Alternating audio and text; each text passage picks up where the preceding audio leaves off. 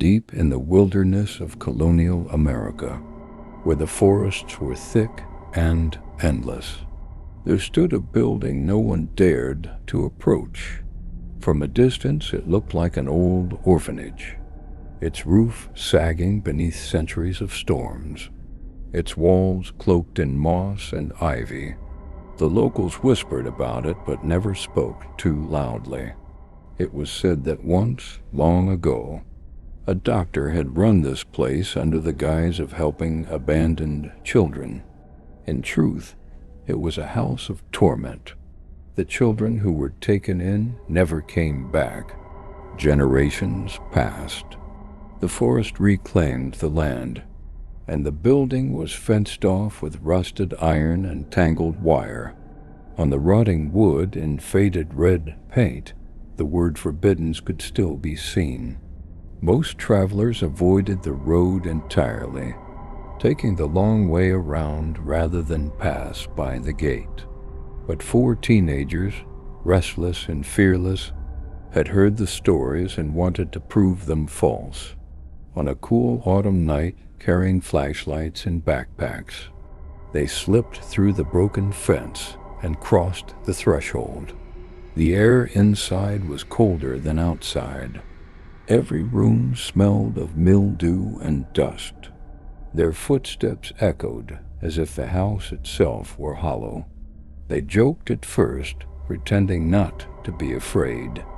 But as they moved deeper, the silence grew heavier. Doors opened with long groans, and wallpaper peeled like decaying skin. In a back room, hidden behind a half-collapsed wall, they found something that froze their blood. A small wooden box covered in grime, and inside it, a diary. The pages were brittle, the handwriting neat but trembling. It was not a doctor's journal, but the last words of a girl. Her name was Anna. She wrote that she was 14, and she had been brought here under the promise of shelter. But the doctor was no savior. He was a monster. She described the nights of screaming, the endless experiments, the children disappearing one by one. She begged anyone who found her words to tell the world. The last page ended abruptly. The guard watches me. He is worse than the doctor. He laughs at our cries. If he kills me tonight, let my words live. Please help the children.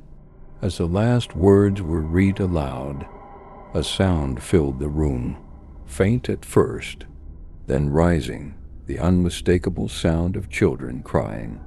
The teenagers froze. From the corners of the room, shadows stretched and formed. Pale figures began to emerge, small hands reaching, faces bruised and hollow, eyes wide with sorrow. Behind them, taller forms appeared, women in rags, with empty stares, their mouths open as if forever screaming. Panic surged. The teens ran, but every corridor stretched longer than it should. Doors slammed shut. Windows locked themselves. The building shifted like a maze, forcing them deeper. Then, without warning, they were no longer in ruins. The walls around them were clean. The air reeked of smoke and medicine.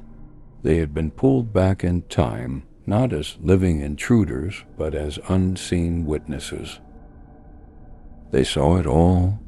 Children strapped to beds, their cries echoing. The doctor's shadow moving between rooms. And the guard, a massive man with cold eyes and a whip in his hand. He struck the walls as he walked, laughing at their terror. No one in that nightmare could see the teens, but they saw everything. When the vision ended, they were back in the decayed orphanage, their hearts pounding. On the wall before them, fresh letters appeared, drawn in dripping red, hope and peace. The crying hushed for a moment. The children's spirits hovered, their eyes pleading.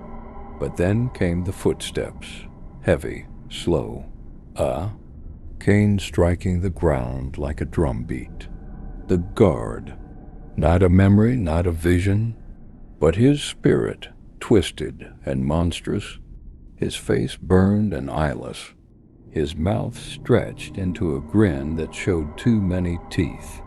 He was the warden of this place even in death, binding the children to the orphanage. The teens tried to flee, but the walls shook with his strikes. One of them tripped and fell against a chest buried under debris. Inside, beneath broken wood, they found Anna's final letter. It spoke of a way to banish the guard, not with weapons, but with defiance. He had fed on fear, on silence, on forgotten cries. The only way to cast him out was to give the children the funeral they were denied, to call their names aloud, to light a flame for them, to bury their memory in dignity. They gathered what they could, candles from their packs, matches, scraps of wood. In the main hall, they formed a circle, whispering prayers, though they barely remembered the words. The guard came closer, his shadow engulfing the walls, his cane slamming like thunder. But as they lit each candle and spoke the names written in Anna's diary, the air began to change. The cries turned to whispers, the whispers to sighs. The guard screamed, his voice like tearing metal, as the flames rose higher. His body cracked, his shadow splintered, until at last he was dragged downward into the floor, into darkness, into the place he had earned. Silence followed, and then, faintly, the children smiled. Their forms glowed with light, rising like smoke toward the ceiling. One by one, they vanished into the night. By dawn, the teens staggered out of the building, exhausted, their clothes torn, their faces pale. They went to the nearest town and told the sheriff. At first he laughed, until they led him back. Behind the orphanage, in the dirt, lay the truth. Dozens of small bones buried without care. That day the children were given a proper burial. Bells tolled, prayers were said, and the earth closed gently above them. As the last coffin touched the ground, the sun broke through the clouds. For the first time in centuries, light filled the forest clearing, and those who were there swore they saw them. The faint outlines of children, smiling, their arms lifted to the sky. Around them doves circled, and the air was filled with peace.